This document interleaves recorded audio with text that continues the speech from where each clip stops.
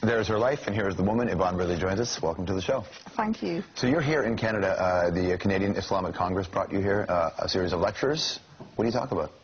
I've been talking about Islamophobia, women in Islam, feminism, Islamic issues, the wars. For people who don't know your story, when they first hear this story, they go, what? Yeah. What happened? Captured by the Taliban, all of a sudden makes a promise to them on her way out that she'd read the Quran, and next thing you know, a convert. That's right. That's it in a nutshell. But basically, I was trying to think of a way to get out of this situation, absolutely terrifying.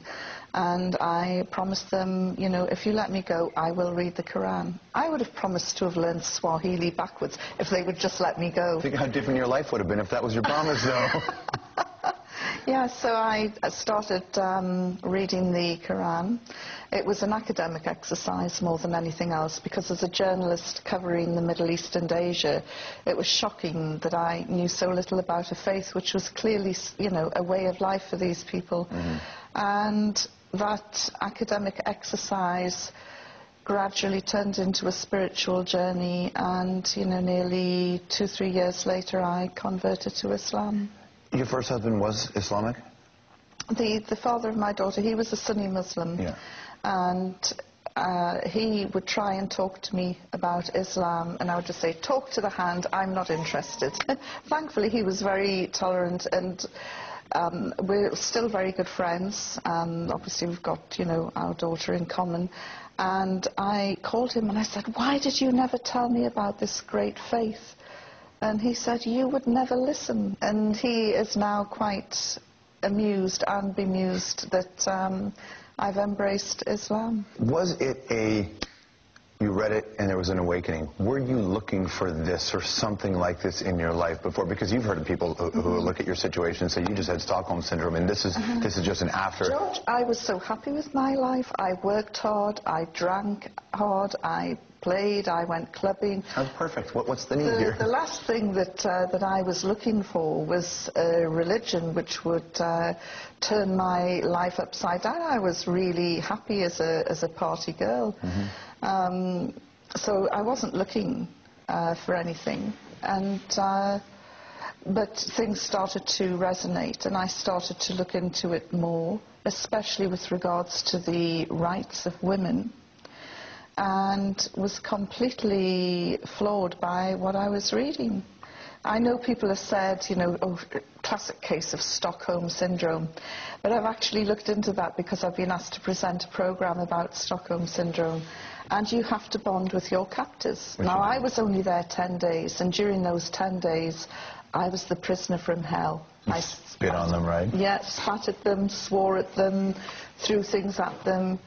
In fact, every prejudice that the Taliban ever held about Western women was probably reinforced and made worse. You're like an episode of Absolutely Fabulous, sitting inside. Was that what it was? It was a bit like Patsy, you know, Patsy meets Mullah Omar. It was a total clash of civilization. I heard you wrote, you kept a diary on the inside of a toothpaste box. Is that accurate? Yes. What did you write in there? Just little bullet points, because I really thought I was going to die, and I don't know, I just wanted to leave something behind in case somebody would ever come across it. I'm not a psychologist, I don't know, but I'm just, that's thinking you're going to die to that point, that's the kind of traumatic experience that could really kickstart a change in one's life. When you left that situation, did you sit there and say, I thought I was going to die, my life isn't good enough, I'm not doing what I should be doing, and that helped precipitate? No, I just thought I'm going to party more when I get out, you know, and well, enjoy life. Well, you failed at that, Yvonne. I must admit, yes, you did. Some of my friends are very sad that I'm no longer there drinking the champagne glasses. Well, look on the bright side, you picked an amazing time in the world to be a Muslim. Yes. Like, this is the moment when this conversation, it's been centuries since the conversation has been this heated between the East and the West. Absolutely, and you know, this is something that I often say, my timing could have been a bit better.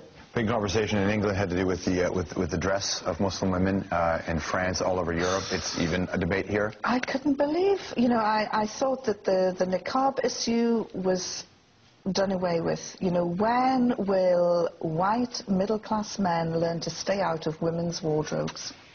How do you mean? Well, the debate here is over polling and voting, right? No, it isn't that, George. Think about this. The issue focuses on an area where there are 67,000 voters, where 5,000 of those voters are Muslims, where 12 of those Muslims wear the niqab or the face veil. Right. All of those women are prepared to go into a booth and lift their veil up to a female official to verify who they are. And, what is the problem? Why is this becoming an issue?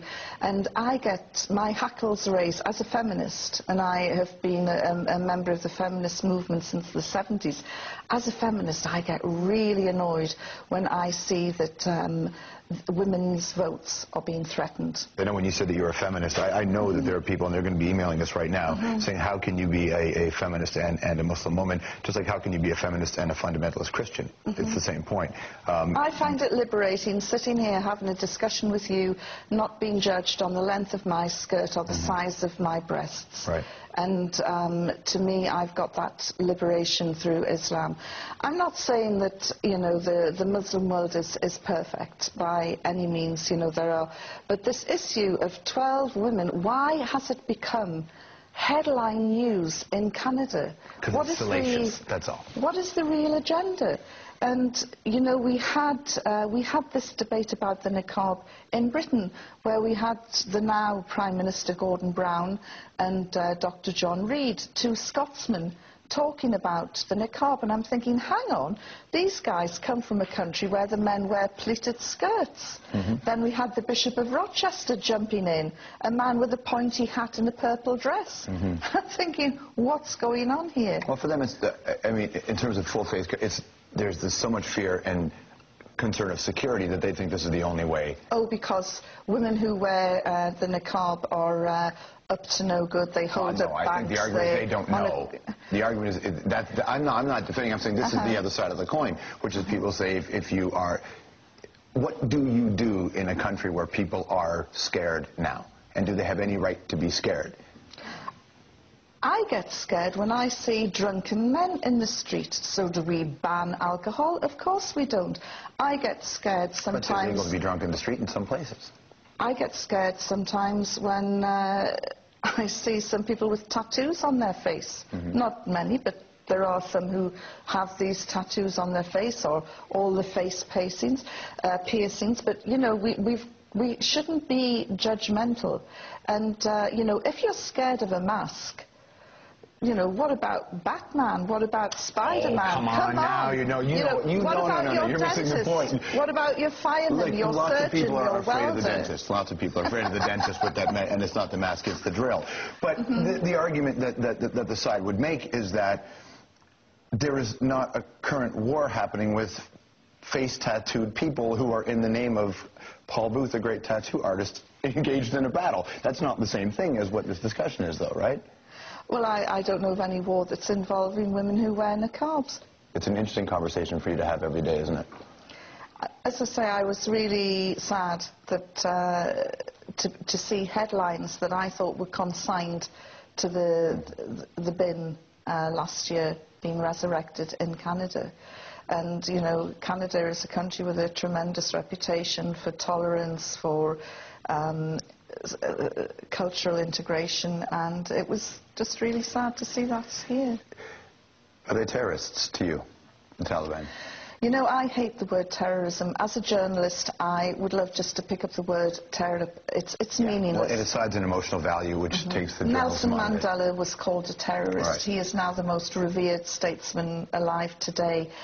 There are so-called Irish terrorists in government now, sitting down, working on a day-to-day basis in the British Parliament. The word is absolutely meaningless. Thanks for your time today. Thank you. Yvonne Ridley. The Hour will be right back.